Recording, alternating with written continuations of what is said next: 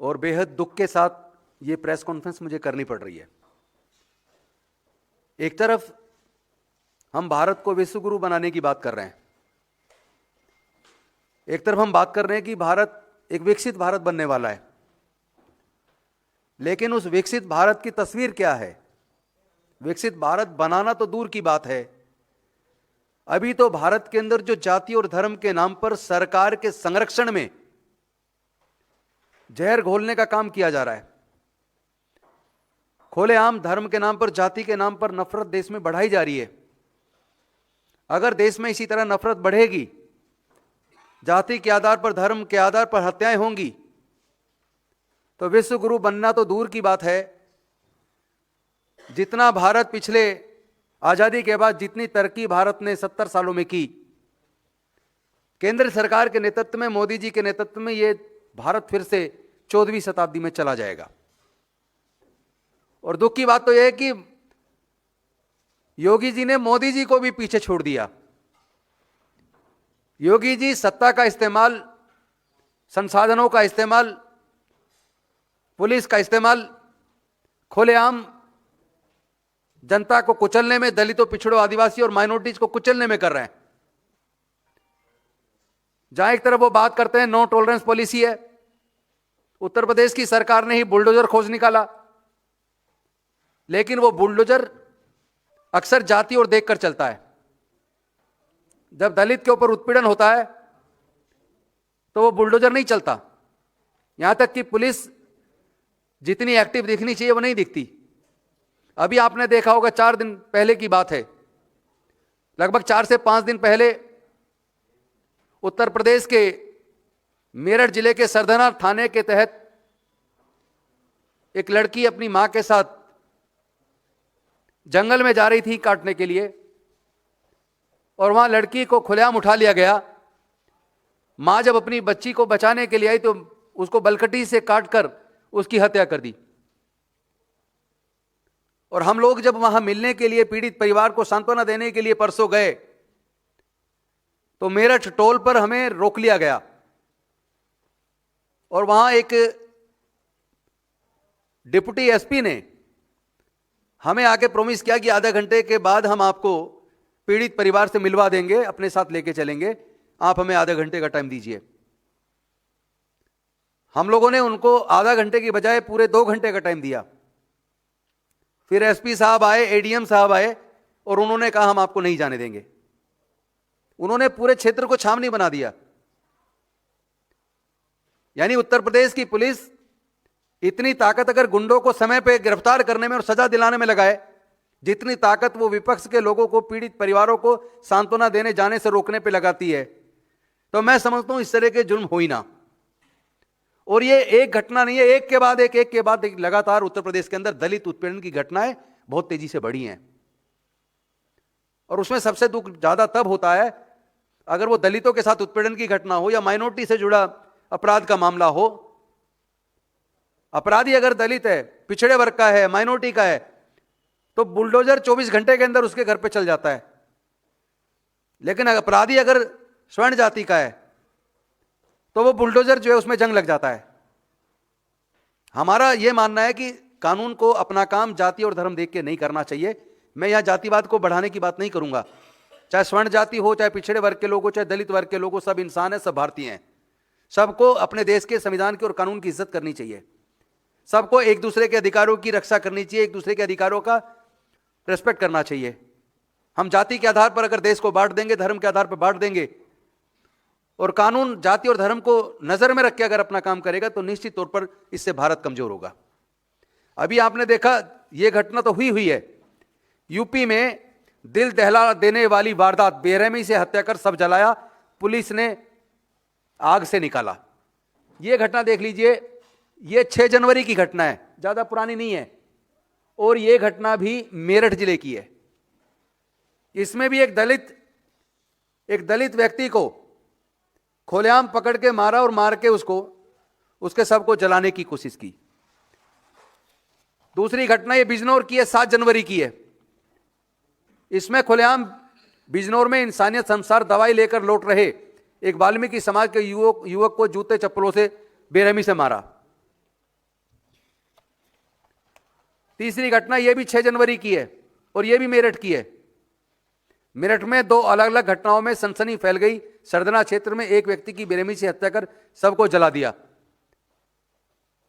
लगातार इस तरह की घटनाएं एक के बाद एक पूरे उत्तर प्रदेश में। ये तो मैंने अभी आपको केवल 3 घटनाएं बताई हैं, ये 1 2 3 घटना नहीं है। उत्तर प्रदेश ने सारे रिकॉर्ड तोड़ दिए हैं। एनसीआरबी का डाटा देखिए, एक तो मुझे समझ नहीं आता, हमारे देश के प्रधानमंत्री जी कहते हैं डिजिटल इंडिया बन रहा है, भारत विकसित हो रहा है। कौन सा विकसित हो रहा भाई? दलित एट्रोसिटी के ऊपर पहला डाटा आपका 2019 में आया और 2019 के बाद दलित उत्पीड़न की घटनाओं का एनसीआरबी का डाटा 2022 में आया। 19 के बाद 22, 3 साल लगे। इससे ज्यादा दुख की क्या बात होगी? 2022 के बाद अभी तक 26 आ गया, 4 साल हो गए, अभी तक कोई दलित उत्पीड़न का डाटा सार्वजनिक नहीं किया सरकार ने। यह है विकसित भारत। इतने तरक्की कर गया भारत की, 4 साल हो जाते हैं हम उत्पीड़न की घटनाओं को जनता के सामने या संसद के सामने रखने में भी हमारे जांच एजेंसियां पूरी तरह विफल हैं। हमारा मिनिस्ट्री ऑफ होम अफेयर्स तो पूरी तरह फेल है। हमारे देश का गृह मंत्री बिल्कुल फेल आदमी है और देश का प्रधानमंत्री दोनों फेल हैं, क्योंकि दोनों का ध्यान केवल और केवल चुनाव जीतने पे, चुनाव लड़ने पे, चुनाव मैनेज करने पे, वोट चोरी पे, चुनाव चोरी पे, पूरा फोकस उनका उस पे है। कहीं मजदूरों के अधिकार छीन रहे हैं तो किसानों के अधिकार छीन रहे हैं, मनरेगा खत्म कर रोजगार की जो गारंटी वो छीन दी। लेकिन यह दलित उत्पीड़न के मामले में जो त्वरित कार्रवाई होनी चाहिए वो नहीं हो रही है। मैं आपको बताता हूं, उत्तर प्रदेश में 5 साल में हाईएस्ट जो एट्रोसिटी के केसेस दलित के उत्तर प्रदेश में हुए हैं। और इससे ज्यादा दुख की बात यह है कि जो पूरे भारत में एट्रोसिटी का मामला पिछले दौरान से 2019 तक आते आते 7.3% का इजाफा दलित एट्रोसिटी में हुआ था। 2019 से 2022 आते आते दलित उत्पीड़न की घटनाओं में 7.3% से बढ़कर यह एट्रोसिटी का डाटा 25.8 तक पहुंच गया है। यानी कि एट्रोसिटी कंटिन्यूस 13.1 तक पहुंच गया है। और पूरे भारत के 5 राज्य ऐसे हैं जिसमें उत्तर प्रदेश टॉप पर है। टोटल देश में होने वाले दलित उत्पीड़न की लगभग 26% घटनाएं केवल उत्तर प्रदेश में होती है। यह भारत सरकार के एनसीआरबी का डाटा बताता है। अकेले उत्तर प्रदेश में 26% दलित उत्पीड़न की घटनाएं होती हैं। टोटल 5 ऐसे राज्य हैं जो बीजेपी शासित राज्य हैं, जिन 5 राज्यों में दलित उत्पीड़न की टोटल 76% घटनाएं होती हैं, जिनमें उत्तर प्रदेश के बाद जो नंबर आता है वो मध्य प्रदेश, राजस्थान, महाराष्ट्र और बिहार। इन सारे ही राज्यों के अंदर बीजेपी की सरकार है और बीजेपी की सरकार में लगातार दलित उत्पीड़न बढ़ रहा है और उसमें पुलिस की जो कार्रवाई होनी चाहिए वो कार्रवाई समय पर नजर नहीं आती। एक ये डाटा आपके सामने मैं रख रहा हूं। 2022 में टोटल 57,582 केस हुए दलित उत्पीड़न के, जिसमें से अकेले उत्तर प्रदेश के अंदर ही 12,287 केस हुए। राजस्थान में 8,651 केस हुए। तीसरे नंबर पर मध्य प्रदेश 7,732 केस हुए। तो इस प्रकार से इसके बाद नंबर आता है बिहार का। यानी टोटल 5 राज्यों के अंदर ही 76% दलित उत्पीड़न के केस यूपी शासित राज्यों में हो रहे हैं। भारत सरकार के state minister of social justice empowerment Ramdas Athawale ji ने लोकसभा में प्रश्न लगाया, राज्यसभा में, और राज्यसभा में उनके प्रश्न का जवाब जो मंत्री जी ने दिया, उस जवाब के हिसाब से उत्तर प्रदेश के अंदर 2017 में 11,444 घटनाएं, 2018 में 11,924 घटनाएं, 2019 में 11,829 घटनाएं, 2020 में 12,714 घटनाएं और 2021 में 13,146 घटनाएं। लगातार यह डाटा बढ़ता जा रहा है। उसी प्रकार मध्य प्रदेश के अंदर 2017 में 5,892 घटनाएं, 2018 में 4,753 घटनाएं, 2019 में 5,300 घटनाएं, 2020 में 6,899 घटनाएं और 2021 में 7,214 घटनाएं।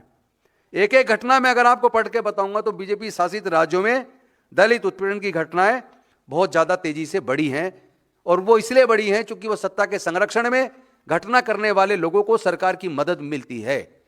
अन्यथा अगर समय रहते कार्रवाई हो और जातिगत उत्पीड़न करने वालों के खिलाफ एट्रोसिटी एक्ट के अंदर तुरंत मुकदमा दर्ज करके और बाकी संबंधित जो धाराएं लगती हैं उसमें करके अगर तुरंत सख्त कार्रवाई हो जाए और टाइम बाउंड मैनर में इन्वेस्टिगेशन कंप्लीट हो जाए, फास्ट ट्रैक कोर्ट में, स्पेशल कोर्ट में स्पीडी ट्रायल करके अगर 6 महीने के अंदर सजा सुनिश्चित हो जाए, तो मैं बड़े भरोसे के साथ कह सकता हूं इस तरह के जो जातिगत आतंकवादी, जातीय आतंकवादी जिनको मैं बोलता हूं, उनके हौसले पस्त हो जाएंगे। जब उनको सजा होगी तो इस तरह की घटनाओं को लगाम लगाने में मदद मिलेगी।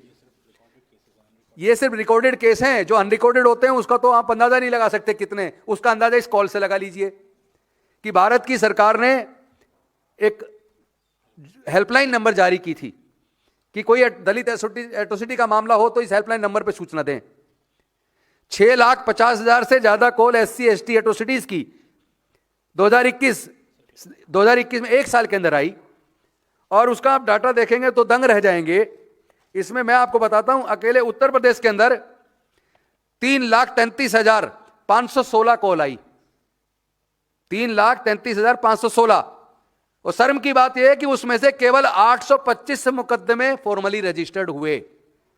3,33,516 कॉल पे मुकदमे दर्ज किए केवल 1825, और उसमें जो रजिस्टर्ड जो ग्रीवेंस हैं उनको किया केवल 1515।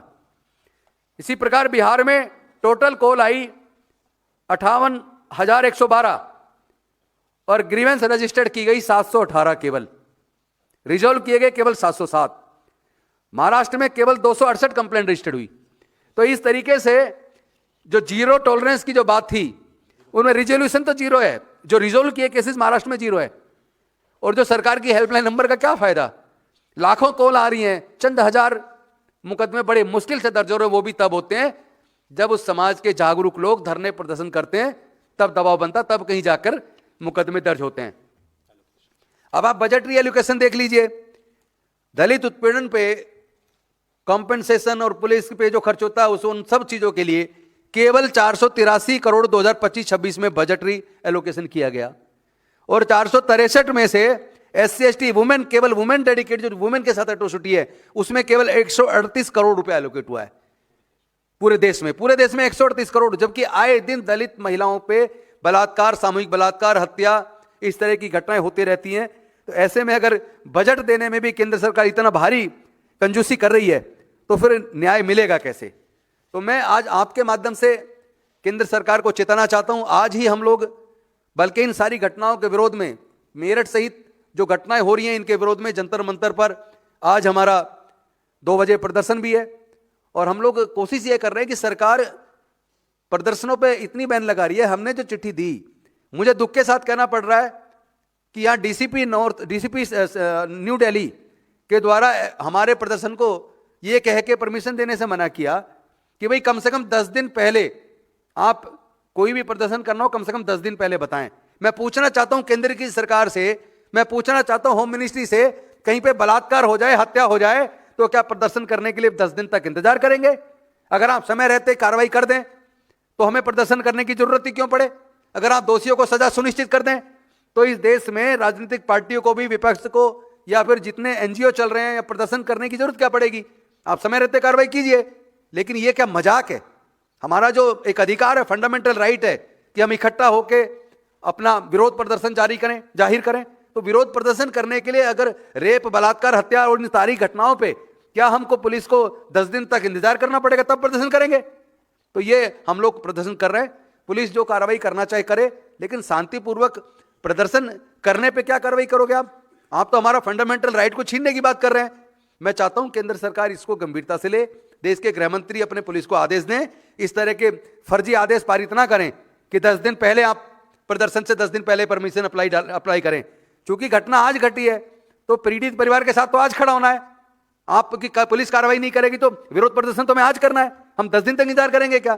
तो ये तरीका जो है देश के संविधान को खत्म करने का है, लाइफ लिबर्टी के अधिकार को खत्म करने का है, और जो संगठनों का इकट्ठा होकर विरोध प्रदर्शन करने का, right to speech and expression का जो अधिकार है, ये छीनने का काम मोदी जी की सरकार कर रही है। ऐसा लगता है जैसे हम विकसित भारत नहीं बल्कि भारत को 14वीं शताब्दी में ले जा रहे हैं और भारत को हम लोग कमजोर करने का काम कर रहे हैं। Thank you very much. किसी का कोई सवाल है तो आप पूछ सकते हैं। 2022 तक है, 22 के बाद के सरकार दे ही नहीं रही आंकड़े।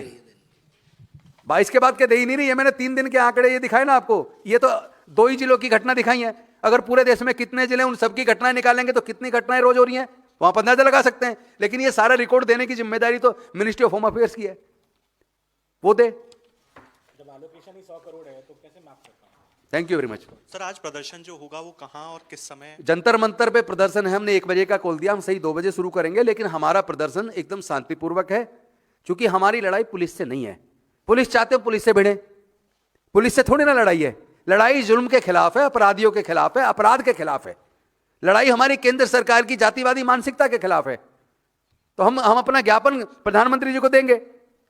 अब उसमें पुलिस अपना काम करे, लॉ एंड ऑर्डर को मेंटेन करने की जिम्मेदारी उनकी है। लेकिन एक जिम्मेदार नागरिक होने के नाते और एक जिम्मेदार ऑल इंडिया कांग्रेस कमेटी के एससी डिपार्टमेंट का राष्ट्रीय अध्यक्ष होने के नाते ये मेरी जिम्मेदारी है कि मैं भी संविधान की और कानून की उतनी इज्जत करूं, उसकी पालना करूं। लेकिन ये जिम्मेदारी पुलिस की भी है, ये केंद्र सरकार की भी है। वो भिड़ने का काम ना करे, शांतिपूर्वक तरीके से हमें अपना विरोध दर्ज करवाने दे और हमारे ज्ञापन को पुलिस को दिलवाए, उसको प्रधानमंत्री जी को दिलवाए। पुलिस की जिम्मेदारी है, केंद्र सरकार तय करे। लाठी डंडा एक दूसरे से बजाने की क्या जरूरत है? लड़ाई पुलिस से नहीं है, पुलिस को अपना लॉ एंड ऑर्डर मेंटेन करना। और हम एक विपक्ष, जिम्मेदार विपक्ष होने के नाते जो जिसका उत्पीड़न हो रहा है उसकी आवाज बनना, उसके मुद्दे को उठाना, उसको न्याय दिलवाना, ये हमारी जिम्मेदारी है। हम अपनी जिम्मेदारी निभाएंगे, केंद्र सरकार अपनी जिम्मेदारी निभाए। अच्छा गौतम जी, ये जो मेरठ की जो घटना है, इस मेरठ की घटना में जो इन्वेस्टिगेशन में अब तक जो तथ्य निकल गए हैं, उसमें ये बात आ रही है सामने कि वो लड़की अपने आप अपनी मर्जी देखिए, से- मैं एक बात पूछना चाहता हूं। पहली बात, मुझे जो जानकारी मिली है उसमें पुलिस प्रशासन और सरकार उनको लालच दे के, डरा धमका के उनका बयान बदलवाना चाहती है। लड़की के भाई को भी डराया जा रहा है।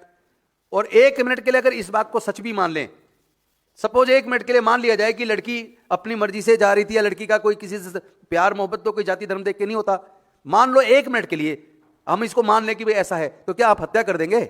क्या हत्या को जायज ठहरा देंगे? मां अगर अपनी बच्ची को बचाना आएगी तो क्या उसको मार डालेंगे? ये कह के झूठ का एक झूठी कहानी बना के इस पूरे इतने गंभीर घटनाक्रम को एक नए रंग देने की जो कोशिश चली है, ये आज का भारत है। और ये भारत कहीं ना कहीं 14वीं शताब्दी की तरफ जा रहा है। Thank you.